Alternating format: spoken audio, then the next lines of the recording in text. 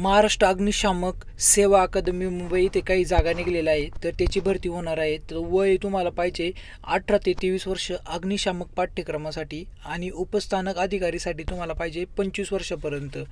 तर याच्यामध्ये अग्निशामकमध्ये तुम्हाला 5 वर्ष इतर जमातींना सूट भेटू शकते आणि EWS आणि OBCसाठी 3 वर्षाची सूट आहे.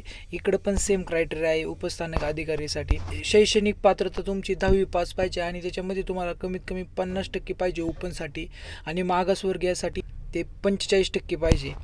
तर शारीरिक पात्रता तुमची उंची 165 पेक्षा जास्त पाहिजे, वजन 50 किलोपेक्षा जास्त पाहिजे आणि छाती 81 आणि फुगून 86 पाहिजेच. याच्यामध्ये तुमची जी शारीरिक क्षमता ही सगळ्यात महत्त्वाची असते अग्निशामकामध्ये. त्याच्यामध्ये तुमचे डोळे योग्य पाहिजे, कान घसा नाक याच्यामध्ये कोणताही आजार नसला पाहिजे, हाडांचा आजार नसला पाहिजे, परत पूर्व मानसिक आजार नसले पाहिजे, त्वचेचे आजार नसले पाहिजे, सपाट पाय आणि गुडघे टेकलेले असले पाहिजे, रक्तवाहिनी फुगणे असा कोणताही आजार नसून दे, तेरकट डोळे इथे चालत नाही, मोठ्या प्रमाणात शस्त्रक्रिया झालेली नसावी, ऐकू येणे आणि बोलताना अडथळा नसावा.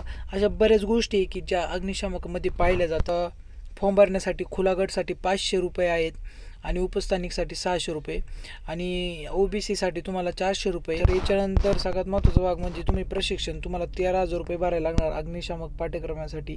त्याच्यामध्ये निवासी खर्च दररोज प्रतिदिन तुम्हाला 50 रुपये, म्हणजे असं हे एक 6 महिन्याचा कोर्स आहे आणि एक वर्षाचा कोर्स आहे. अग्निशामकाचा 6 महिन्याचा, उपस्थानिक अधिकारीचा वर्षाचा कोर्स आहे. तर याच्यामध्ये तुम्हाला 36,000 रुपये प्रवेश फी आहे, याच्यामध्ये 13,000 रुपये प्रवेश फी आहे आणि इकडे 50 रुपये दररोज राहायचं भाडं आहे, इकडे 100 रुपये भाडं आहे.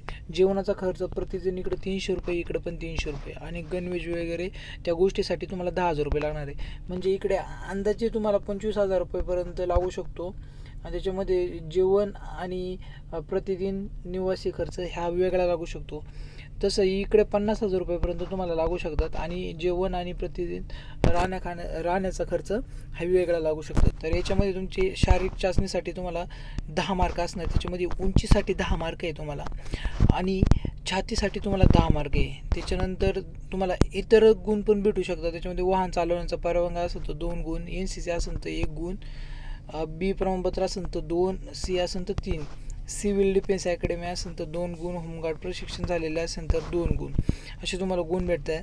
अतिरिक्त शिक्षण तुमची 12वी असेल तर 2 गुण, पदवी असेल तर 3 गुण, असे पण तुम्हाला भेटतात. आंतरशालेय जर तुम्ही खेळामध्ये प्रावीण्य मिळवलं असेल तर 2 गुण, जिल्हास्तरीय 3, राज्यस्तरीय 4, राष्ट्रीयस्तरीय 5 गुण, ह्या प्रकारचे तुम्हाला गुण पण भेटणार आहे. शैक्षणिक व इतर कागदपत्रांची तपासणी इथं कसून केली जाणार आहे. परीक्षा ऑनलाईन होणार आहे. याच्यामध्ये 100 गुणांची बहुपर्याय परीक्षा होणार आहे.